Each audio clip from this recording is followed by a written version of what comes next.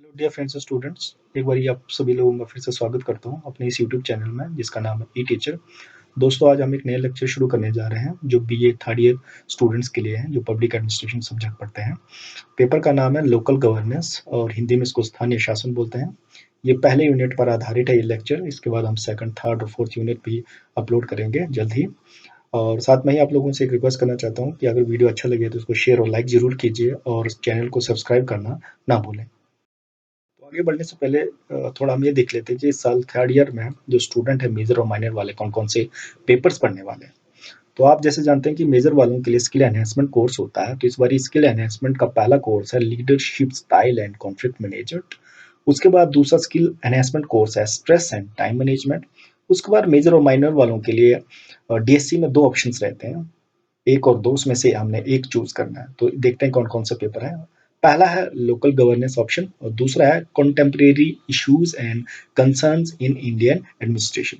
तो स्टूडेंट इसमें हम पढ़ेंगे इस बारी लोकल गवर्नेंस। फिर दूसरा जो डीएससी का कोर्स है उसमें भी दो ऑप्शन है, एक है public policy and administration in India, दूसरा है फाइनेंशियल एडमिनिस्ट्रेशन। तो इसमें भी हम चूज करेंगे फाइनेंशियल एडमिनिस्ट्रेशन क्योंकि ये बड़ी हेल्पफुल होगा आपको एज ए जनरल नॉलेज के पॉइंट ऑफ व्यू से भी और पढ़ना भी आसान रहता है। तो फिर नेक्स्ट है जेनरिक इलेक्टिव पेपर जो कि दूसरे सब्जेक्ट के स्टूडेंट पढ़ते हैं। इस पेपर को ना ही मेरे मेजर और माइनर वाले पढ़ सकते हैं, सिर्फ केवल वही पढ़ सकते हैं जो दूसरे सब्जेक्ट से आते हैं, इसलिए इसको जी का नाम दिया है। तो पिछले साल तक क्या होता था कि डिजास्टर मैनेजमेंट एक सेमेस्टर में पढ़ते थे और ई गवर्नेंस दूसरे सेमेस्टर में पढ़ते थे, लेकिन इसको क्या कर दिया, अब लास्ट सेमेस्टर में लेके गए हैं ये, और इन दोनों में से एक हमने चूज करना होता है। और एक और नया पेपर जो फर्स्ट सेमेस्टर में जो आपने पढ़ना है, जो फर्स्ट फेज में पढ़ना है, वो है constitutional and administrative aspects of Himachal Pradesh. काफी इंटरेस्टिंग है और काफी हेल्पफुल है as a general point of view से। तो आगे बढ़ते हैं इसके सिलेबस के बारे में। तो हम शुरू करने जा रहे हैं लोकल गवर्नेंस, और लोकल गवर्नेंस का पहले यूनिट में क्या क्या टॉपिक्स हैं इनको देखते हैं।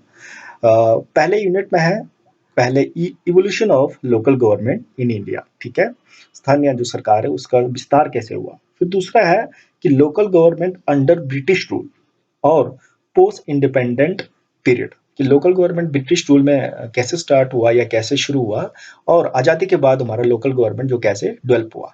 उसके बाद दोनों ही जो टॉपिक है सेम लगते हैं, इसको एक ही लेक्चर में मैंने एक ही सीरीज में इसको खत्म किया है। तो इसको आप जब जैसा पूछा जाए तो वैसा आप इसको लिख सकते हो। उसके बाद है थर्ड टॉपिक है लोकल सेल्फ गवर्नमेंट का मीनिंग क्या है, नेचर क्या है और इसके सिग्निफिकेंसेस क्या है। अब हम शुरू करते हैं कि evolution of local government in India कैसे हुआ, भारत में स्थानीय सरकार का जो विकास, जो शुरुआत कैसे हुई। तो इस शुरुआत को मैंने दो भागों में डिवाइड किया है, एक ब्रिटिश रूल के टाइम और दूसरा आज़ादी के बाद का।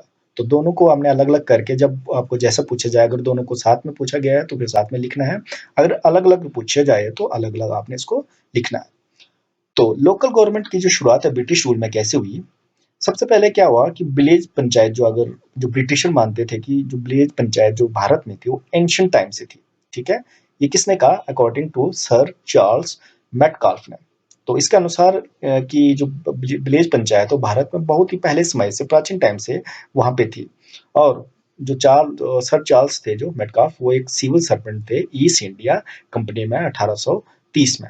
और उन्होंने जो भारत में जिस प्रकार के जो विलेज पंचायत थे, जो गणराज्य बने हुए थे, उनको नाम दिया लिटिल रिपब्लिक्स। को याद रखना, लिटिल रिपब्लिक्स मतलब इस प्रकार से कोऑर्डिनेटेड या सही प्रकार की गवर्नेंस सिस्टम जो क्रिएट किया था प्राचीन भारत में, जिसको बहुत ही बेहतर के तरीके से सब प्रकार की सर्विसेज जो लिंक्ड थी, जो लोगों को दी जा रही थी।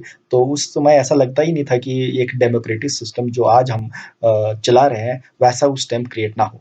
तो बहुत ही अच्छे और सही तरीके से ये हमारी जो विलेज पंचायत वो वर्क कर रही थी, इसलिए सर चार्ल्स मेटकाफिस ने काफी इसकी तारीफ की थी। उसके बाद जो नेक्स्ट लेवल पे आया, जो इवोल्यूशन हुआ, विस्तार हुआ, एलजी मतलब लोकल गवर्नमेंट, ठीक है। इसका स्टार्ट कब हुआ, जब आईईसी मतलब ईस्ट इंडिया कंपनी ने क्या किया था, जब उनके जो बोर्ड ऑफ डायरेक्टर थे उन्होंने क्रिएट किया म्युनिसिपल कॉर्पोरेशन, ठीक है। आपको पता है कि अंग्रेजों के टाइम उन्होंने एक बोर्ड बनाया था, बोर्ड ऑफ डायरेक्टर, जिसमें अंग्रेज के ही लोग होते थे और उनके द्वारा ही पूरे देश के अंदर, हमारे भारत में वो शासन करते थे। तो पहली बार म्युनिसिपल कॉर्पोरेशन जो स्टार्ट किया वो 1688 में स्टार्ट किया मद्रास में, ठीक है। ये पहला प्रकार का नगर निगम, और आप बोल सकते हैं कि पहले ऐसा स्टेप था जिससे जो शासन को डिसेंट्रलाइज किया, विकेंद्रीकरण करने का प्रयास किया था, ठीक है। क्योंकि जो हमारी लोकल गवर्नमेंट, हम आगे डिटेल में पढ़ें कि लोकल गवर्नमेंट दो प्रकार से आज के टाइम में है, जो कि रूरल या अर्बन बोलते हैं, ठीक है, शहरी और ग्रामीण।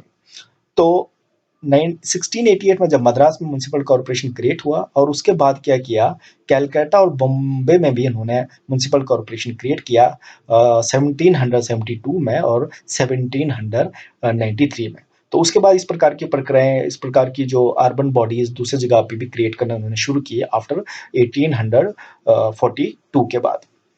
फिर उसके बाद जो नेक्स्ट स्टेप हुआ, लोकल गवर्नमेंट जो डेवलपमेंट जो ब्रिटिश रूल में होने लगी, वो तब हुई जब आफ्टर दैट, जब 1864 में लॉर्ड लॉरेंस ने क्या किया, एक रेजोल्यूशन, एक प्रस्ताव पास किया, और उसमें कहा कि ये बात कही कि जो लोग हैं, भारत के जो लोग हैं, वो अपने लोकल अफेयर्स को आप आराम से अपने अनुसार मैनेज कर सकते हैं। मतलब कह सकते हैं कि they are capable of managing their own affairs, कि वो अपना शासन अपने हिसाब से चला सकते हैं, ताकि उनको शासन करने की जो पावर्स है, अथॉरिटी दी जाए। ये एक पहली बात इन्होंने लॉर्ड लॉरेंस ने 1864 में बोली थी। तो धीरे धीरे एक डेवलपमेंट होती गई आगे बढ़ते बढ़ते।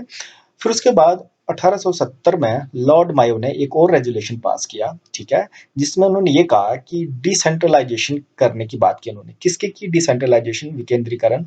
जो सैनिटाइजेशन, स्वच्छता से संबंधित जो कार्य थे, उनकी डिसेंट्रलाइजेशन करने की बात की। और दूसरा पब्लिक वर्क अफेयर्स, उन्होंने जो सार्वजनिक जो कुछ कार्य थे, उन्होंने ये कहा कि ये कार्य जो है, ये लोअर लेवल के, जो ग्राउंड लेवल, जो ग्रास रूट लेवल के जो लोग हैं, उनको दिया जाए, ताकि वो अच्छे से कर सके और देश में तरक्की हो, ताकि लोगों को बेसिक फैसिलिटी आसानी से मिल जाए। क्योंकि जितना सेंट्रलाइजेशन होगा, जितनी पावर टॉप से डाउन तक पहुंचने का प्रयास करेगा, उस प्रोसेस में बहुत ज्यादा समय लगता है, और जिन लोगों को जो सेवाएं मिलनी चाहिए, वो सेवाएं मिल नहीं पाती है। तो पहली बात उन्होंने डिसेंट्रलाइजेशन की यहाँ से स्टार्ट की लॉर्ड मायो ने, कि सैनिटाइजेशन और कम से कम पब्लिक वर्क्स को कम से कम डिसेंट्रलाइज किया जाए, ताकि लोगों को अधिकार मिले काम करने का।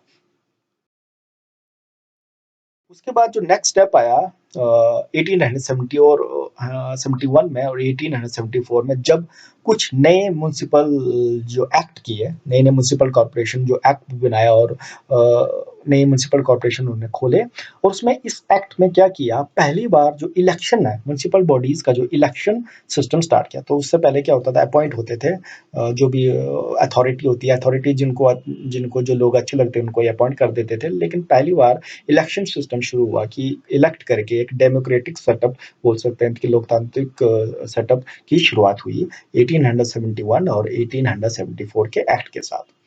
उसके बाद नेक्स्ट स्टेप क्या हुआ कि 1882 में एक फेमस रेजोल्यूशन पास हुआ, ठीक है। जिसने इसको पास किया था, उसका नाम था लॉर्ड रिपन, ठीक है। और लॉर्ड रिपन ने पहली बार लोकल सेल्फ गवर्नमेंट, एक जो शब्द है, एक जो कॉन्सेप्ट है, उसका उसने प्रयोग किया। और ये कॉन्सेप्ट उसके बाद चलता रहा जब तक हमने आजादी नहीं पाई। तो ये इस प्रकार का पहला एक कंक्रीट स्टेप था, जो लॉर्ड रिपन ने लोकल सेल्फ गवर्नमेंट को आगे बढ़ाने के लिए लिया था। इसलिए ही उनको father of local self government भी कहा जाता है, LSG शॉर्ट में, लोकल सेल्फ गवर्नमेंट, ठीक है। तो आपसे अगर कोई क्वेश्चन पूछे कि फादर कौन है हमारे इंडिया में लोकल सेल्फ गवर्नमेंट का, तो है लॉर्ड रिपन।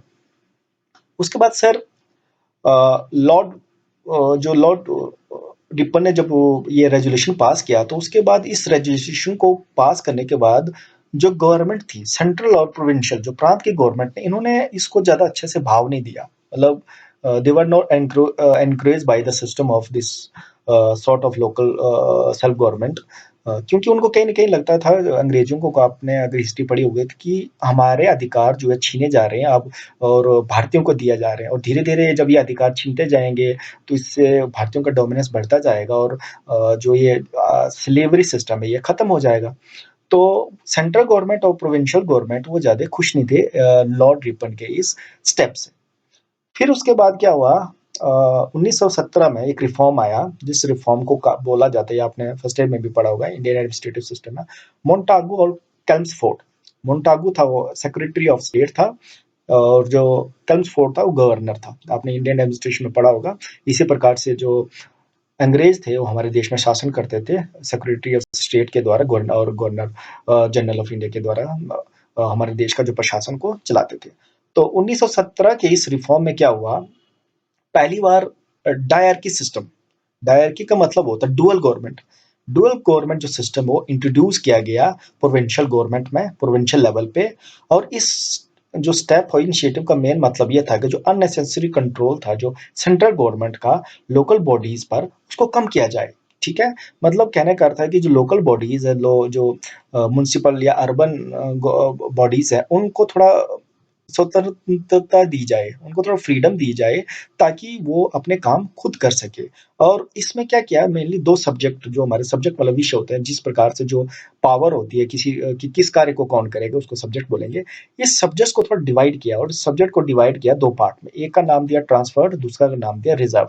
ट्रांसफर्ड मतलब वो सब्जेक्ट जो लोकल बॉडीज, जो लोकल इंडियन थे, वो उसके गवर्नर के सहमति के साथ उनको एडवाइस करके, उस पर चर्चा करके उसको काम को कर सकते थे। लेकिन रिजर्व फिर कुछ ऐसे सब्जेक्ट रखे, वो जो रिजर्व कर दिए, उनको सिर्फ गवर्नर ही कर सकता था, जो उसके मेन बॉडी मेंबर्स होते थे। तो थोड़ा सा यहाँ रिलीफ मिला कि कुछ ट्रांसफर किए सब्जेक्ट, कि ठीक है, इन कामों पर आप लोग काम कर सकते हैं। उसके बाद क्या हुआ, government of India act, one of the famous act, जो 1935 में आया, जिसकी काफी फीचर्स ऑफ इंडियन एडमिनिस्ट्रेशन में आज आजादी के बाद भी हम देखते हैं। तो इस एक्ट आने के बाद क्या हुआ, इस एक्ट में ये बात की गई कि जो प्रोविंशियल गवर्नमेंट है, उनको ऑटोनॉमी दी जाए, उनको थोड़ा आजादी, थोड़ा फ्रीडम दी जाए। ठीक है, और इस एक्ट के अनुसार क्या हुआ, ब्रिटिश पीरियड में डिस्ट्रिक्ट काउंसिल बने, डिस्ट्रिक्ट बोर्ड बने, लोकल बोर्ड्स बने तहसील लेवल पे, म्युनिसिपल काउंसिल्स बने, नोटिफाइड एरियाज बने, कमिटीज बनी, सिटी कॉर्पोरेशन बने। ये सारी चीजें 1935 में बनी, और ये एक कदम था कि लोकल गवर्नमेंट या डिसेंट्रलाइजेशन ऑफ पावर करने का। सर, अब हम बढ़ते हैं, ये सारी जो अमेंडमेंट, जो सारी सुधार हुए, जो डेवलपमेंट हुई, वो ब्रिटिश रूल में हुई। अब उसके बाद जो लोकल गवर्नमेंट में जो सुधार हुए, जो डेवलपमेंट हुए आज़ादी के बाद, तो आज़ादी के बाद या 1947 के बाद आप देखेंगे कि किस प्रकार से डेवलपमेंट, कैसा विकास हुआ हमारी लोकल गवर्नमेंट में, वो हम स्टेप बाय स्टेप समझेंगे। After the independence there were number of states, number of states से बहुत सारे, मेजोरिटी ऑफ स्टेट्स है जिन्होंने बहुत सारा चेंजेस किया अपने लोकल गवर्नमेंट में। ठीक है, और उसमें सबसे जो आगे थी वो थी मध्य प्रदेश, जिसने पहली बार एक जनपद सिस्टम क्रिएट किया 1948 में। और ये जो 1948 में जनपद सिस्टम जो क्रिएट किया, इसको आप बोल सकते हैं कि एक अग्रदूत, एक मॉडल था, रोल मॉडल, प्री मॉडल था आज के पंचायत राज इंस्टीट्यूशन का। कह सकते हैं कि जो आज पंचायत राज इंस्टीट्यूशन था, उसका सिमिलर ही जनपदा एक प्रकार का एक मॉडल जो मध्य प्रदेश ने शुरू कर दिया था 1948 में। उसके बाद जब हमारा संविधान लागू हुआ, एनफोर्समेंट हुई कॉन्स्टिट्यूशन की 26 जनवरी 1950 में, तो देखो इसमें क्या क्या हमें उस टाइम रिकॉग्निशन मिली लोकल गवर्नमेंट के बारे में। एलएसजी मतलब लोकल सेल्फ गवर्नमेंट।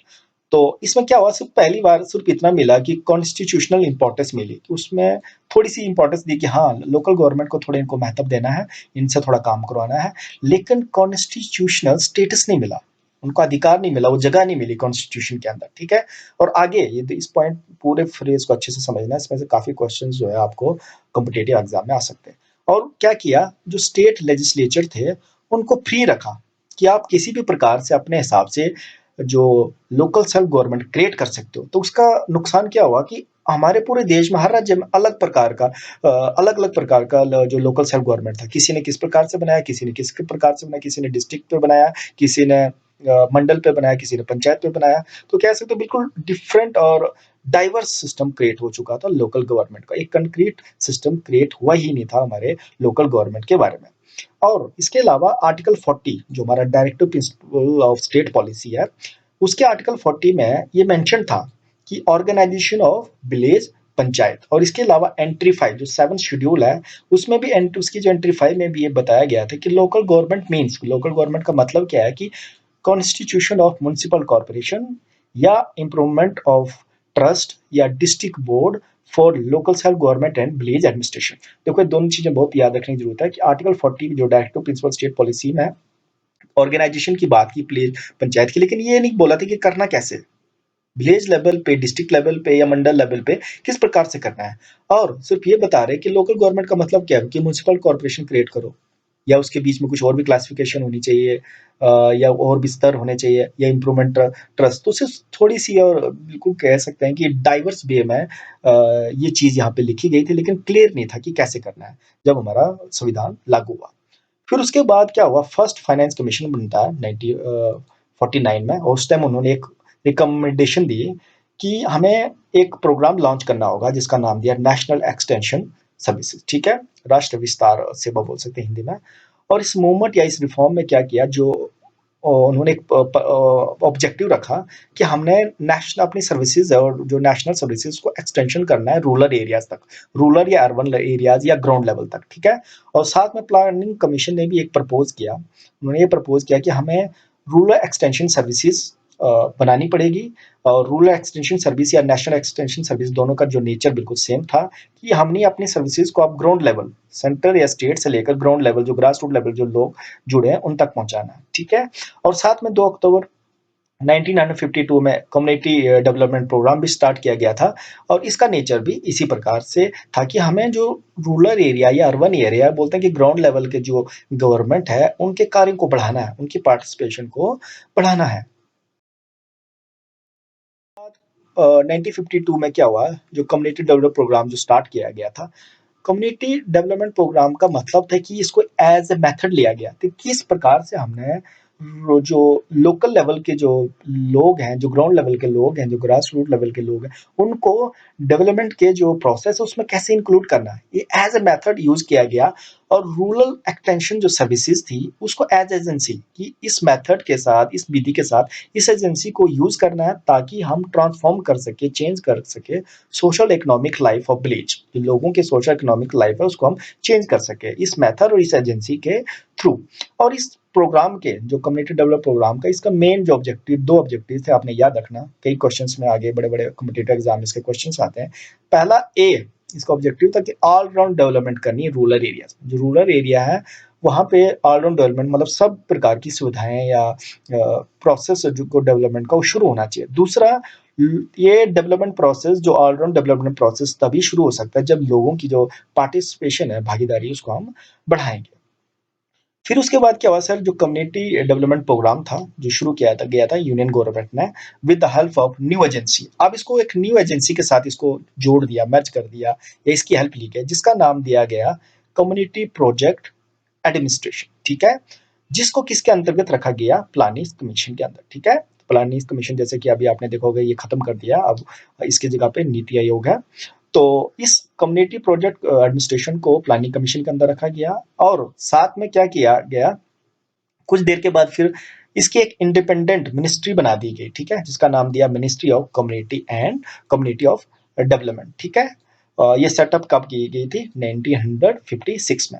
फिर उसके बाद एक और इनिशिएटिव लिया गया, एक और काम किया गया इसमें, इसको मर्ज कर दिया गया फूड एंड एग्रीकल्चर मिनिस्ट्री के साथ। फिर उसका जो रीनेम दोबारा नाम रखा गया वो रखा ministry of food, agriculture, community development and corporation, ठीक है सर। फिर उसके बाद नेक्स्ट जो स्टेप उठाया गया आज़ादी के बाद लोकल गवर्नमेंट को डेवलप करने के लिए या आगे बढ़ाने के लिए, जनवरी 1957 में क्या हुआ, बलवंत राय मेहता कमेटी बनाई गई, कॉन्स्टिट्यूट की गई।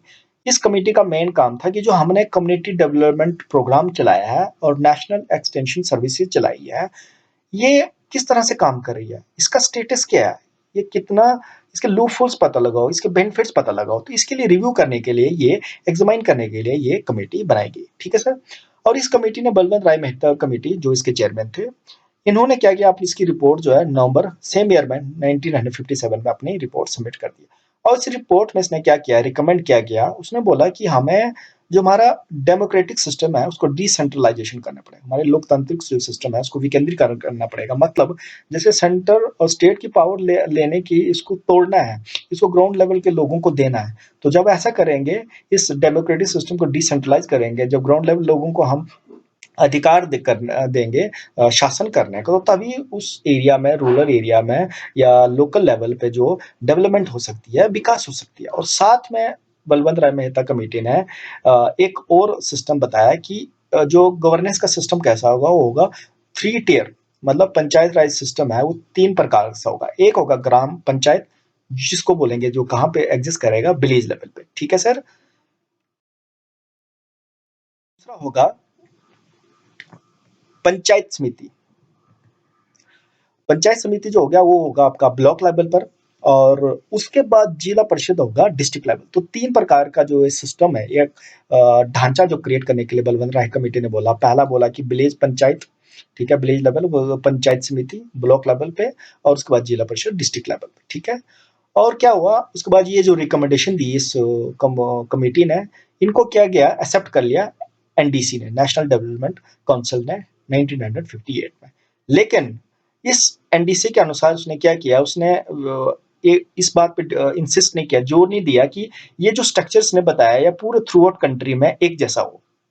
उसने बोला कि थ्रू कंट्री में एक जैसा नहीं हो, जिस स्टेट को जैसा लगता हो अपने हिसाब से बना सकता है। अगर किसी को लगता है कि ग्राम पंचायत ही बनाना है, अगर किसी को लगता है सिर्फ जिला परिषद ही बनाना, तो ठीक है, पंचायत समिति को काट दो। अगर किसी को लगता है ठीक है पर जिला परिषद और पंचायत समिति ही बनाना, तो विलेज पंचायत को काट दो। तो अभी भी एक कंक्रीट स्टेप या कंक्रीट स्ट्रक्चर देश के अंदर नहीं आया था, ठीक है। लेकिन उन्होंने एक बात रखी कि जो बेसिक प्रिंसिपल हो वो सेम हो, किसका, लोकल सेल्फ गवर्नमेंट का, ठीक है।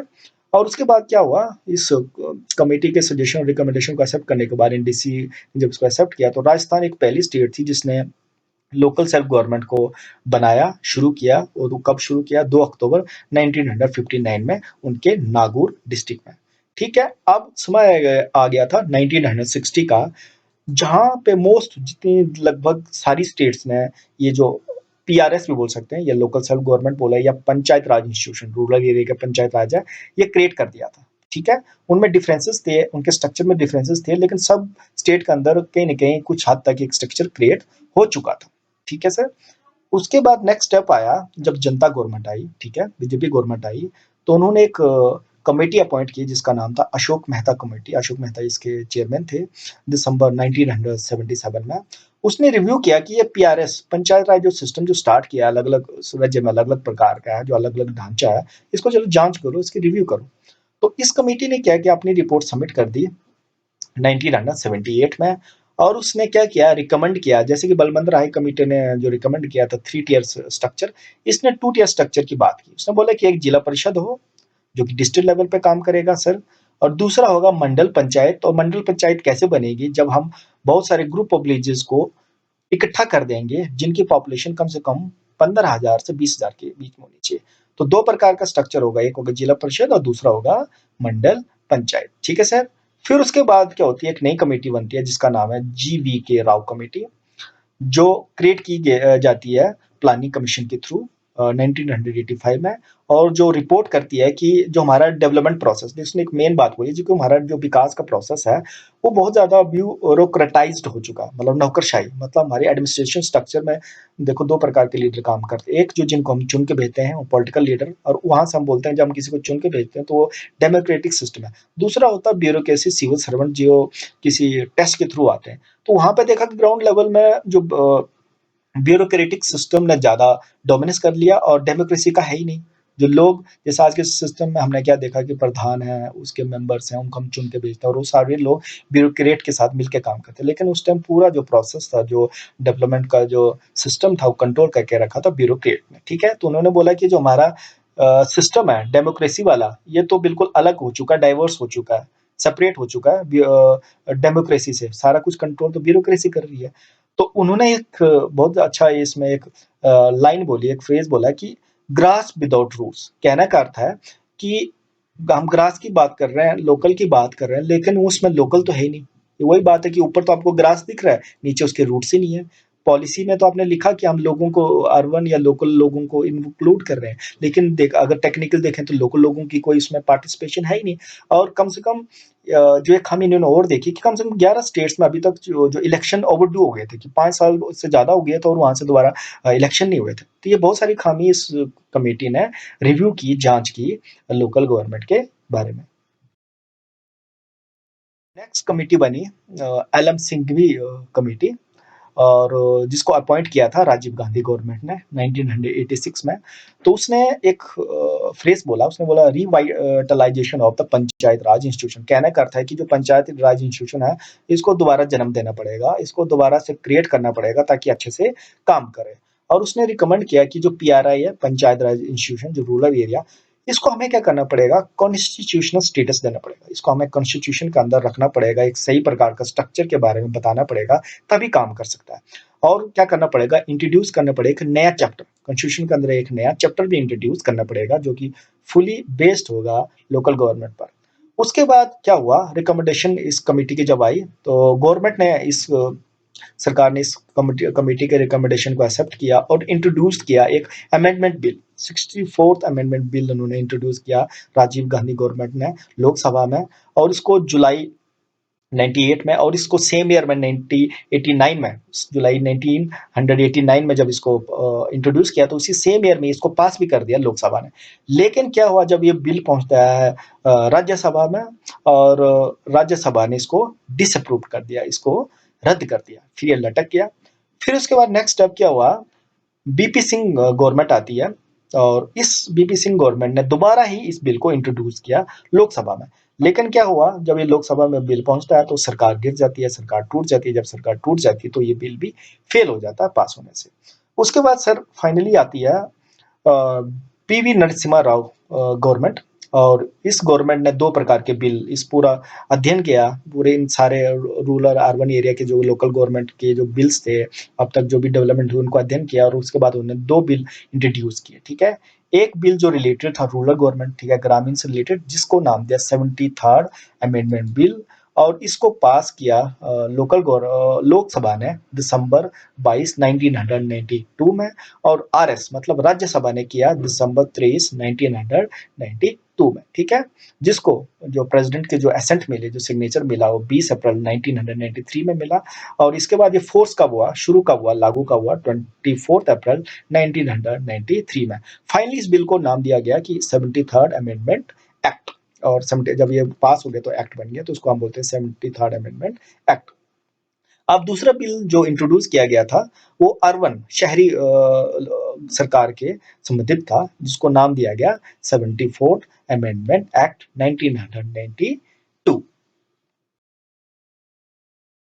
अब हम पढ़ेंगे कि लोकल गवर्नमेंट का मीनिंग क्या है, अर्थ क्या है, किस चीज को हम मानेंगे कि ये लोकल गवर्नमेंट है। तो लोकल गवर्नमेंट का जो टर्म है, लोकल सेल्फ गवर्नमेंट भी बोलते हैं, ये कब आया, पहली बार तब आया जब अंग्रेजों ने, ब्रिटिशर्स ने क्या किया, अपॉर्चुनिटी, मौका दिया इंडियंस को पार्टिसिपेट करने में, किसमें, जो गवर्नमेंट के प्रोसेस में।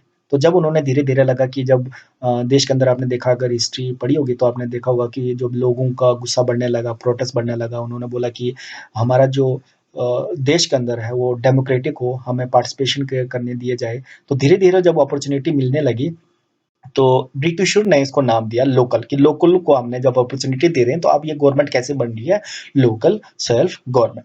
ठीक है, तो इसीलिए इसको नाम दिया लोकल सेल्फ गवर्नमेंट।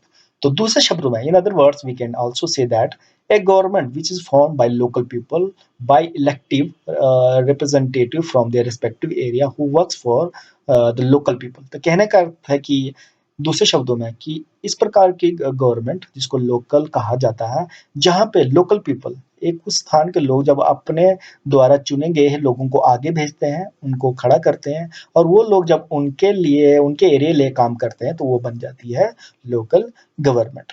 इसके अलावा the local government system is simply decentralization of political and administrative structure to enhance the participation of grass root people in the policy making process, execution of plans, and to reduce over control of central and state government on the local people. देखो इस line में मैंने क्या बोला, साधारण भाषा में local government दूसरे एंगल से हम समझ सकते हैं कि हमने डिसेंट्रलाइजेशन करते हैं पॉलिटिकल और एडमिनिस्ट्रेटिव स्ट्रक्चर। और याद रखना, पॉलिटिकल एडमिनिस्ट्रेटिव स्ट्रक्चर में कहने का अर्थ क्या है, हमारे देश के अंदर जो हम डेमोक्रेसी सिस्टम में क्या करते हैं, हम सेंटर में अपने प्रतिनिधि को चुन के भेजते हैं, तो फिर उसके बाद उसको डिसेंट्रलाइज किया, उसको विकेंद्रित करके फिर स्टेट में भेजते हैं। फिर उसके बाद ग्रास रूट लेवल को ऐसा सिस्टम क्रिएट नहीं था। अब हमने ग्रास रूट लेवल पर जब पंचायत राज या म्युनिसिपल कॉर्पोरेशन हमें क्रिएट किया, वहां पर अपने प्रतिनिधि को चुन के भेजते। तो इससे क्या हुआ, जो हमारा पॉलिटिकल सिस्टम है उसको डिसेंट्रलाइज किया, विकेंद्रीकरण किया। इसी प्रकार एडमिनिस्ट्रेटिव स्ट्रक्चर को भी हमने विकेंद्रीकरण किया। अब इससे क्या हुआ कि लोगों की पार्टिसिपेशन है, जो ग्रास रूट लेवल की पार्टिसिपेशन है काम करने में, उनके एरिया की डेवलपमेंट में। देखो आप देख सकते हैं कई प्लान आजकल, जितना भी प्लान है वो विलेज लेवल पे बनते हैं, प्रधान अप्रूव करता है, उसके मेंबर अप्रूव करते हैं, नरेगा का वर्क में क्या काम करना है, वो सारे लोग खुद डिसाइड करते हैं। तो टॉप डाउन अप्रोच है जो पॉलिसी मेकिंग को उसको खत्म कर दिया और बॉटम अप अप्रोच को शुरू किया गया। लोगों को पॉलिसी मेकिंग का प्लान बनाने का पूरा अधिकार दिया गया। तो जिससे क्या हुआ, जो पॉलिसी मेकिंग में लोगों की पार्टिसिपेशन बढ़ गई है, नीति बनाने में, उसको एग्जीक्यूट करने में, और जो कंट्रोल है सेंट्रल स्टेट गवर्नमेंट का जो लोकल लेवल पर था, वो कम हो चुका है। अपार्ट फ्रॉम दैट हम ये बोल सकते हैं when the management is created according to the needs and plans of the concern people. इसके अलावा हम ये कर सकते हैं कि समझ सकते हैं कि लोकल गवर्नमेंट मतलब जब ऐसा मैनेजमेंट, ऐसा प्रबंधन जो क्रिएट किया गया है लोकल लोगों द्वारा, उनके नीड्स, उनकी आवश्यकताओं के अनुसार, तो इस प्रकार का गवर्नेंस सिस्टम को लोकल गवर्नमेंट हो गया। और जिसका रिजल्ट क्या होगा कि एफिशिएंसी और इकोनॉमी बढ़ेगी, मतलब काम जल्दी से जल्द होगा, कम पैसा खर्च होगा। जब कम पैसा खर्च होगा तो उस पैसे को विभिन्न जगहों पर प्रयोग किया जा सकता है। तो इस प्रकार से ये एक फ्रूटफुल सिस्टम बन जाता है लोकल के लिए या लोकल पीपल्स के लिए। तो एक इंडिस्पेंसेबल जो इसका सबसे वाइटल जो फीचर है लोकल गवर्नमेंट को, ये है कि ये मेनली फोकस पता है किस पे करता है। दो प्रकार की पॉलिसी मेकिंग में अप्रोच होगी जो आप आगे पढ़ेंगे। एक होती है बॉटम अप अप्रोच, प्लान में पॉलिसी बनाने की, और दूसरा होता है top down approach. Top down मतलब कोई सेंटर या स्टेट लेवल पे जब कोई पॉलिसी बनती है, उनको ये नहीं पता हो कि नीचे लोग जो लोग हैं ग्राउंड लेवल, उनको किस चीज़ की आवश्यकता है, किस चीज़ की नहीं है। तो ये टॉप डाउन अप्रोच को कैंसल करके अब जो लोकल गवर्नमेंट जो सिस्टम इंट्रोड्यूस किया, वो ज़्यादा महत्व देता है बॉटम अप अप्रोच की। ग्राउंड लेवल पे पहले पॉलिसी बने, उनके नीड्स को समझा गया है, और वो उस चीज़ को आगे बढ़ के नेक्स्ट लेवल के लिए उसको फॉरवर्ड करे, ताकि उस प्रकार से बजटिंग उनको आ सके, उनकी स्थान की, उनके एरिया की डेवलपमेंट हो सके। हम पढ़ेंगे कि लोकल गवर्नमेंट का नेचर क्या है या फीचर क्या है, प्रकृति क्या है काम करने की। तो बहुत सारे पॉइंट्स मैंने यहाँ लिखे हैं, आपने इन सभी पॉइंट्स को समझना है। और जहाँ पे आपको समझ नहीं आता आप कमेंट सेक्शन में ज़रूर लिखिए, या इसके अलावा कोई और भी पॉइंट आपको लगता है कि लोकल गवर्नमेंट का फीचर हो सकता है, तो कमेंट सेक्शन में ज़रूर लिखिए ताकि हम उसको इनकॉर्पोरेट कर सकें। देखिए सर, पहला पॉइंट मैंने लिखा कि डेफिनेट लोकल एरिया, इसका पहला नेचर है। जैसे कि आपने देखा होगा कि आप लोकल गवर्नमेंट को आज के टाइम में, इसको हम डिटेल में आगे पढ़ेंगे, दो प्रकार के लोकल गवर्नमेंट। एक है अर्बन के लिए, तो उसकी एरिया डिफाइंड है कि कहाँ पे काम करेगा, उसका स्ट्रक्चर क्या होगा। दूसरा होगा कि रूरल एरिया के लिए कौन सा है। तो इस प्रकार से हम कह सकते हैं कि लोकल गवर्नमेंट का मेन नेचर है कि वो एरिया ने उसको डिफाइन किया है, एरिया के हिसाब से स्ट्रक्चर उसके लिए क्रिएट किया गया है। तो दूसरा है इलेक्टिव रिप्रेजेंटेटिव। देखो पहला क्या होता था कि इसका पहला नेचर है कि लोकल गवर्नमेंट में जो रिप्रेजेंटेटिव होते, इलेक्टिव नहीं होते, रिप्रेजेंटेटिव होते ही नहीं थे, सिर्फ ब्यूरोक्रेसी ही काम करती थी, क्योंकि स्टेट या सेंट्रल लेवल में हम अपने रिप्रेजेंटेटिव को चुन के भेजते हैं। लेकिन जब से पीआरआई और म्युनिसिपल कॉर्पोरेशन या अर्बन या लोकल गवर्नमेंट शुरू की गई है, अब हम दोनों लेवल पे अपने जो रिप्रेजेंटेटिव उनको चुन के भेजते हैं। देखो चुन के भेजने का महत्व क्या है कि जो लोग हमारे बीच में होते हैं वो हमारी आवश्यकताओं को जानते हैं, वो वहीं के रहने वाले होते हैं, जिससे हमारी जो नीड्स है वो जल्दी फुलफिल होने के चांस होते हैं, हमारी प्रॉब्लम का निवारण होने के ज़्यादा चांस होते हैं। तो ये एक बहुत बड़ा इसका नेचर है। दूसरा है लोकल अथॉरिटी। सिंपल है, जब आप लोकल की बात कर रहे हो, लोकल एरिया डिफाइन कर रहे हो, लोकल को पावर्स दे रहे हो, लोकल ही लोग रिप्रेजेंटेटिव आपके आगे काम कर रहे हैं, तो आपकी अथॉरिटी किसको आएगी, लोकल लेवल के उन लोगों को। उसके बाद to serve the local people, again the same thing is that कि उन जो लोग लोकल एरिया से रिप्रेजेंट होकर जाते हैं, लोकल एरिया से उनको खड़ा किया जाता है, तो वहाँ पे काम होने के ज़्यादा चांसेस होते हैं। अगर एज कम्पेयर टू कोई, अगर हम एमपी एमएलए की बात करते हैं तो उनका एरिया बहुत वाइड होता है, वो कहीं और का होता है। लेकिन जब हम लोकल गवर्नमेंट की बात करें तो वो इंसान उसी रिस्पेक्टिव एरिया से खड़ा होता है, ताकि वो वहाँ के लोगों को अच्छे से सर्विस दे सके, उनकी आवश्यकताओं के अनुसार सर्विस दे सके। नेक्स्ट नेचर है लोकल गवर्नमेंट की लोकल फाइनेंस रिसोर्स। देखो जब हम 73 74 अमेंडमेंट पढ़ेंगे तो उसमें कई ऐसे पावर्स दी है लोकल गवर्नमेंट की, वो अपना जो फंड है खुद ही जनरेट कर सकते हैं, कुछ टैक्सेशन लागू कर सकते हैं, टैक्स जिससे अपना फंड जनरेट कर सकते हैं और अपनी सर्विसेज को चला सकते हैं। तो ये इनको एक नेचर भी मिल गया है, एक पावर भी मिल गई। उसके बाद सेल्फ ऑटोनॉमी। बहुत सारे ऐसे काम हैं, जैसे मैंने बोला कि लोकल फाइनेंस की हो या किसी चीज़ को कई जगहों पे न्याय भी करने का भी इनको पावर्स दी गई है। तो बहुत सारे काम जो अपने हिसाब से प्लान बनाने के साथ, बहुत सारी न्यायालय हो या जुडिशरी, बहुत सारे ऐसे लिटिल या सेमी जुडिशियल पावर्स भी इनको दी गई। तो ऑटोनॉमी जो है लोकल गवर्नमेंट में अब बहुत ज़्यादा है। उसके बाद नेक्स्ट है पीपल एक्टिव पार्टिसिपेशन। तो मैं सबसे महत्वपूर्ण पॉइंट इससे मानता हूँ कि जब पीआरआई की बात करें या म्युनिसिपल कॉर्पोरेशन की बात करें, तो लोग आज ज़्यादा पार्टिसिपेट कर रहे हैं कि उनकी एरिया का काम कैसे हो। वो प्लान कैसे बने, वो सभी लोग अपने ग्राम सभा में अपने सजेशंस देते हैं और उस सजेशन के हिसाब से ही उनका जो प्लान बनता है, उसके साथ उनकी बजटिंग होती है। तो लोग क्या व्यूज़ जब सुने जा रहे हैं, तो उनका पार्टिसिपेशन बढ़ जाता है। तो एज़ कम्पेयर टू अगर लोकल गवर्नमेंट को हटा दें, तो उनका पार्टिसिपेशन या बोल सकते हैं कि स्टेट लेजिस्लेचर या सेंट्रल लेवल तक उनकी आवाज़ नहीं पहुँच सकती है, वहाँ तक पार्टिसिपेट करना ही मुश्किल हो जाता है, भारत जैसे देश में जहाँ पे इतनी सारी आबादी है, इतना डाइवर्स है सिस्टम। दूसरा लोकल गवर्नमेंट का जो नेचर है, इसमें जो लॉ में एक्ट में रिजर्वेशन ऑफ सीट्स किया, वुमेन्स के लिए रिजर्वेशन है सीट्स की, SC/ST के लिए है। तो कहने का अर्थ है कि अथॉरिटी ज़्यादा बढ़ गई है, उनके लिए डिफाइंड प्लेसेस हैं। तो एक नेचर है ये लोकल गवर्नमेंट का। नेक्स्ट देखो, इससे पहले आपने बहुत सारे अभी तक बहुत सारी कमिटीज़ के जो रिव्यूज़ पढ़े और रिव्यू में ये देखा कि कहीं पे इलेक्शन हो रहे हैं, कहीं पे 5 साल हो रहे हैं, कहीं 10 साल से नहीं हो रहे हैं। लेकिन अब इस लोकल गवर्नमेंट को इंट्रोड्यूस करने से एक डेफिनेट टेन्योर मिला है, एक पीरियड है, उस पीरियड के अनुसार संविधान के अनुसार जो लोकल गवर्नमेंट में वो इलेक्शन दोबारा करना ही पड़ेगा। अगर सरकार टूट जाती है तो कुछ एक समय होता है, समय के अंतर्गत ही उन्हें उस समय के अंतर्गत ही इलेक्शन या अपना सिस्टम शुरू करना पड़ता है। तो आप कह सकते हैं कि जो अब जो पीरियड है वो डेफिनेट है, टेन्योर डेफिनेट है। उसके बाद है लोकली डिटरमाइंड गोल्स, ठीक है? स्थानीय लोगों द्वारा जब अपने लोगों द्वारा किसी रिप्रेजेंटेटिव को आगे भेजते हैं, जब उनको अथॉरिटी दी जाती है, ऑटोनॉमी दी जाती है काम करने के लिए, तो जो गोल है, इनके उद्देश्य हैं, उनके जो कार्य हैं, वो उनके आधार पे या उनके अनुसार ही निश्चित किए जाते हैं। उसके बाद प्रायोरिटी ऑन सस्टेनेबल, देखो सस्टेनेबल डेवलपमेंट जो इसको हम आगे पढ़ेंगे या पिछले क्लास में हमने पढ़ा भी है। सस्टेनेबल डेवलपमेंट का मतलब है कि हमने अपने एनवायरनमेंट से जब हम विभिन्न प्रकार के संसाधनों का प्रयोग करते हैं या किसी संसाधन को प्रयोग करते हैं, तो उसका प्रयोग इस प्रकार से करना है कि वो प्रयोग संसाधन आगे आने वाली जनरेशन के लिए भी बची रहे, या हमने इस प्रकार की डेवलपमेंट करनी है कि अगर कुछ चीज़ बन रही है लेकिन उससे दूसरा नुकसान ना हो। तो ये सस्टेनेबल डेवलपमेंट का कॉन्सेप्ट तभी अच्छे से शुरू हो सकता है जब जिस एरिया में जो लोग रह रहे हैं और जो लोग उस पे कार्य कर रहे हैं। अदरवाइज़ अगर कोई बाहर का किसी एरिया पे काम कर रहा है, तो वो उसकी सस्टेनेबल डेवलपमेंट के बारे में नहीं सोचेगा, क्योंकि उसको पता है कि उसने वहाँ नहीं ले रहना है। लेकिन जो लोग जिस एरिया में रह रहे हैं, वो वहीं पे काम कर रहे हैं, तो वो देखेंगे कि हाँ, इस काम को करने से हमें आने वाले टाइम में ये प्रॉब्लम हो सकती है। तो उनका जो अप्रोच रहेगी, वो सतत विकास के तहत रहेगी। उसके बाद focus on peace and harmony of the area. देखो, लोकल गवर्नमेंट बनेगी, लोकल एरिया के लिए बनेगी, उनका जो भी लॉज बनेंगे, रूल रेगुलेशन बनेंगे, वो इस आधार पे बनेंगे, इस कॉन्सेप्ट से बनेंगे कि वहाँ लोगों की शांति बनी रहे, हार्मनी बनी रहे, सब कुछ स्टेबल रहे, सब कुछ बैलेंस है, सभी लोगों को इक्वल अपॉर्चुनिटीज़ मिले। तो जब इक्वल अपॉर्चुनिटीज़ मिलती है, सबको अधिकार मिलते हैं, तो इससे क्या होता है कि एरिया का विकास होता है। तो ये बहुत सारे इसके लोकल गवर्नमेंट के मैंने नेचर लिखे, इसके फीचर लिखे, तो इसके अलावा कुछ और भी है तो आप ऐड कर सकते हैं। अब हम पढ़ेंगे सिग्निफिकेंसेस ऑफ लोकल गवर्नमेंट। देखो, सिग्निफिकेंसेस और नेचर को जहाँ तक सेम ही लगता है मुझे, लेकिन अलग अलग पॉइंट मैंने यहाँ करके दिए आपके सामने। पहला, हार्ट ऑफ द डेमोक्रेसी।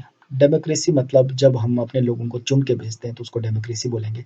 लेकिन रियल डेमोक्रेसी किसको बोलेंगे? रियल डेमोक्रेसी का मतलब वही है जो जितने नज़दीक के लोग जिनको आप चुन के भेजते हो। जैसे मेरे एरिया के लोग हैं, मैं अगर उनको चुन को भेज रहा हूँ, उनको मैं जानता हूँ, तो उसको बोलेंगे रियल डेमोक्रेसी या उसको बोलेंगे हार्ट ऑफ द डेमोक्रेसी। लेकिन ऑन द कंट्रास्ट, हम ऐसे लोग को चुन रहे हैं जो दूसरे एरिया में ले रहता है या दूसरे स्टेट में, जब MP या बड़े सेंट्रलाइजेशन की बात कर रहे हैं, तो ऐसे एरिया में तो हम उसको वोट दें, लेकिन हम कभी अपने जीवन में उसको मिले नहीं होते हैं, वो हमारे बारे में नहीं जानता है, वो हमारे नीड्स के बारे में नहीं जानता। लेकिन heart of the democracy, real democracy मैं उसको मानता हूँ जब लोकल गवर्नमेंट में लोकली जो लोग अपने ही बीच के लोगों को चुन के भेजते हैं और जब उनके लिए काम करते हैं। So this is one of the significance of the local government. And the second point is that focus on the needs of respective area. Clear है, जब हम लोकल एरिया से लोगों को चुन के भेज रहे हैं, वो हमें जानते हैं, तो किस पर फोकस करेंगे? उस एरिया के नीड्स के आधार पे, उनके लोगों की जो आवश्यकताएं हैं उनको देख के करेंगे। नेक्स्ट है more opportunity of participation in governance. Clear है, मैंने पहले भी बोला, अपॉर्चुनिटी देखो ज़्यादा बन जाती है। देखो, लोकल एरिया में अगर हम एक गवर्नेंस सिस्टम क्रिएट कर रहे हैं, चाहे पॉलिटिकल या एडमिनिस्ट्रेटिव का, तो एक साल अगर एक प्रधान या उप प्रधान या उसके मेंबर, उनको आपने अपॉर्चुनिटी दी गवर्नेंस में पार्टिसिपेशन का, वो साल काम अच्छे नहीं करते हैं, तो लोगों के पास अपॉर्चुनिटी रहती है कि अब इस बार हम चेंज करें। तो लोगों की पार्टिसिपेशन फुल गवर्नेंस प्रोसेस में बढ़ जाती है इस लोकल गवर्नमेंट सिस्टम से, कि एक बहुत बड़ा इसका इंपॉर्टेंस है। उसके बाद एफिशिएंसी, देखो काम करने में तीव्रता, दक्षता हमेशा बढ़ जाती है जब किसी भी पावर को जितने नज़दीक दिया जाए, जिन लोगों के जहाँ पे सर्विस हमने प्रोवाइड करनी है, को जिन उनको उन लोगों को जितना नज़दीक से उनको एक्सेसिबिलिटी, चाहे किसी भी ऑफिस, देखो एक ऑफिस आपका डिस्ट्रिक्ट में है और एक ऑफिस आपके विलेज में है, तो वहाँ पे एक्सेसिबिलिटी बन जाती है ज़्यादा। तो एक्सेसिबिलिटी जहाँ पे ज़्यादा होती है, जहाँ पे लोगों को पावर जल्द से जल्द नज़दीक दी जाती है, तो वहाँ पे काम करने का जो स्पीड है वो बढ़ जाती है। अगर आप किसी प्रकार का अपना सर्टिफिकेट लेना, अगर सेम सर्टिफिकेट कोई एसटी एससी को लेने के लिए आपको अगर डिस्ट्रिक्ट लाना है, में जाना है अपने विलेज से, तो that that makes a gap, distance. तो उससे क्या होगा, आपको देरी हुई, काम में देरी हुई, लेकिन अगर वही ऑफिस, वही प्रमाण पत्र आपको अपने प्रधान से लेना है, तो वो काम कितनी जल्दी हो जाएगा। तो ये एक बहुत बड़ा सिग्निफिकेंस है लोकल गवर्नमेंट का। उसके बाद reduce the burden of state government. देखो सेंटर स्टेट गवर्नमेंट, देखो इससे क्या होता है, जैसे हमने सेंटर गवर्नमेंट बनाई है, तो सेंटर्स कुछ काम विश्व को उनको दिया, उसके बाद स्टेट, जैसे स्टेट लिस्ट में आप देखोगे कुछ सब्जेक्ट हमने स्टेट गवर्नमेंट को दिए। उसके बाद जब हमने एक नया सिस्टम पॉलिटिकल डिसेंट्रलाइजेशन कर दिया, एडमिनिस्ट्रेटिव डिसेंट्रलाइजेशन कर दिया, उसमें लोकल लोगों को हमने उनको हिसाब से काम करने का अधिकार दिया, तो इससे क्या हुआ कि जो बर्डन है, जो भार है, जो बोझ है स्टेट का, वो कम हो चुका है। उसके बाद नेक्स्ट है focus on bottom up approach of policy making. देखो मैंने बोला था कि पॉलिसी बनाने के दो अप्रोच या दो एंगल होते हैं पॉलिसी मेकिंग प्रोसेस में, आप आगे पढ़ेंगे। एक होता है कि कोई पॉलिसी ऊपर से, जब प्लान ऊपर से बनता है सेंटर या स्टेट से, ठीक है, तो वो नीचे वाले लोगों का कोई रिव्यू नहीं लिया जाता, उनके कोई सजेशंस नहीं ली जाती, तो इस प्रकार के जो अप्रोच उसको बोलते हैं bottom up approach, sorry top down approach. लेकिन अगर कोई पॉलिसी या कोई प्लान जब ग्राउंड लेवल से बन के ऊपर को इनिशिएट होता है पास होने के लिए, तो उस प्रकार का जो अप्रोच है उसको बोलते हैं बॉटम अप अप्रोच, ठीक है, नीचे से ऊपर की ओर। उसके बाद नेक्स्ट इसका जो सिग्निफिकेंस है, एडिकेट यूटिलाइजेशन ऑफ बजट। देखो जब आपके पास ग्राउंड लेवल पर अधिकार होता है, तो उस वहां पर मनी का सही प्रयोग होता है कि जो बजट आता है उसका सही प्रयोग हो सकता है। लेकिन कंट्रास्टली हम देखेंगे, अगर वही अधिकार हमें किसी और को दिए हैं, किसी दूसरे इंसान को दिए जो वहां रहता ही नहीं है, वो उस बजट को सही से प्रयोग नहीं करेगा, क्योंकि उसको इस प्रकार की इंटेंशन नहीं होगी काम करने की। लेकिन अगर किसी लोकल एरिया में बजट आ जा रहा हो, कोई धन आ रहा हो, तो वो लोग चाहेंगे कि हाँ इस धन का पूरा पूरा यूज हो, ये धन वापस ना जाए और हमारे लोगों तक इसका सही से प्रयोग हो। तो यहाँ पे देखा जाएगा कि बजट का सही से प्रयोग होता है। Next, one of the most important significances है वो कि ये लोकल एरिया में जब हम अथॉरिटी देते हो, तो जो जॉब्स क्रिएशन के चांसेस ज़्यादा रहते हैं। जब लोकल एरिया में कोई लोकल एरिया का कॉन्ट्रैक्टर कोई काम लगाता है, कोई पॉलिसी को प्रोजेक्ट को स्टार्ट करता है, तो जॉब्स लोकल को ही मिलती है, ठीक है। तो इससे क्या होता है, जॉब्स क्रिएशन बढ़ जाती है। उसके बाद है डिसेंट्रलाइजेशन ऑफ एडमिनिस्ट्रेशन, बहुत इंपॉर्टेंट। जो प्रशासन है, जो मैनेजमेंट अफेयर है, उसको डिसेंट्रलाइज कर दिया जाता है, ठीक है। नहीं तो क्या होता है, डिस्ट्रिक्ट तक, डिस्ट्रिक्ट लेवल के बाद होता है, लेकिन अब जब हम पॉलिटिकल सिस्टम को डिसेंट्रलाइज कर रहे हैं, तो हमारा एडमिनिस्ट्रेशन प्रशासनिक सिस्टम में भी विकेंद्रीकरण होता है। जो उसके लेवल, जो एडमिनिस्ट्रेटिव, जो ग्रास रूट लेवल पे जो लोग होते हैं, जुड़े होते हैं, तो उसका एक डिवीजन होता है, नए ऑफिस खोलने पड़ते हैं, नए लोगों को हायर करना पड़ता है, ठीक है। डिसेंट्रलाइजेशन के साथ जो एडमिनिस्ट्रेशन के साथ हमने देखा कि डिसेंट्रलाइजेशन किसका होता है, हमारे पॉलिटिकल राजनीतिक प्रणाली का भी हमारा डिसेंट्रलाइजेशन हो जाता है। क्यों? क्योंकि देखा होगा कि आप पहले आपके टाइम में हमारा जो हार्ट ऑफ डेमोक्रेसी कौन बन चुका है, लोकल गवर्नमेंट, जहाँ पे हम अपने लोकल एरिया को में प्रधान को, उसके मेंबर को, प्रधान को, जिला परिषद सबको चुन के भेजते हैं, ठीक है।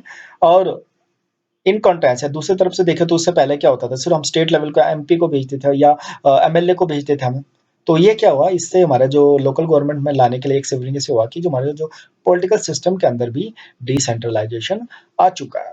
उसके बाद जो नेक्स्ट पॉइंट है, सिग्निफिकेंस है कि take care of weaker section. हर एरिया में कुछ ना कुछ लोग पिछड़े होते हैं, बैकवर्ड होते हैं, जिनको एक स्पेशल प्रकार का सपोर्ट देने की जरूरत होती है। इसलिए हमने विभिन्न प्रकार की रिजर्वेशन स्टार्ट की है, विभिन्न प्रकार के ऐसे इनिशिएटिव प्रोग्राम स्टार्ट किए हैं जो पिछड़े लोग हैं, जो गरीब हैं, ताकि वो उनको ज़्यादा मदद मिल सके और उनका सोसाइटी में एक बैलेंस बने।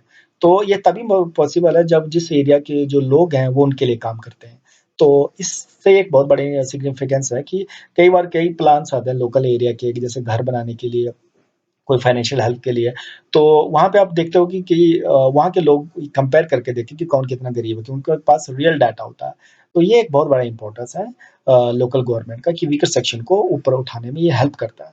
दूसरा है क्विक रिस्पॉन्स। क्विक रिस्पॉन्स मतलब किसी प्रकार की इमरजेंसी होती है, किसी प्रकार की सर्विसेज़ को जब वहाँ आपदा आ जाए या कि तो जब लोकल लेवल पे अगर गवर्नेंस सिस्टम है, वहाँ पे अगर स्ट्रक्चर है ऑलरेडी खड़ा किया हुआ है, तो वहाँ पे जो सर्विस मिलने के चांसेस ज़्यादा रहते हैं। तो ये बहुत सारे मैंने यहाँ पर महत्व जो सिग्निफिकेंसेस लोकल गवर्नमेंट के लिखे। इसके अलावा और भी जो पॉइंट्स हैं आप लिख सकते हैं साथ में और मुझे भी सजेस्ट कर सकते हैं। तो इसी प्रकार से पूरा यूनिट खत्म हो चुका, बहुत ही शॉर्ट था, सिंपल था, सिर्फ़ आपने इसको कॉन्सेप्ट को समझना है। अगर आप कॉन्सेप्ट्स को समझ जाते हैं, तो इसके सिग्निफिकेंसेस, इसके नेचर या फीचर किसी भी प्रकार से लिख सकते हैं। तो अंत में सभी लोगों का शुक्रिया करता हूँ लेक्चर को देखने के लिए और रिक्वेस्ट करता हूँ कि इस वीडियो को लाइक और शेयर ज़रूर कीजिए और चैनल को सब्सक्राइब करना ना भूलें और दूसरे अपने फ्रेंड्स को रिकमेंड ज़रूर कीजिए इस चैनल को सब्सक्राइब करने के लिए और ज़्यादा से ज़्यादा जो पब्लिक एडमिनिस्ट्रेशन के स्टूडेंट हैं, जो बिगिनर हैं, उनको शेयर कीजिए ताकि उनके एक्सेसिबिलिटी में पहुँचे, उन्हें देखें। तो इसी के साथ आप लोगों का धन्यवाद करता हूँ।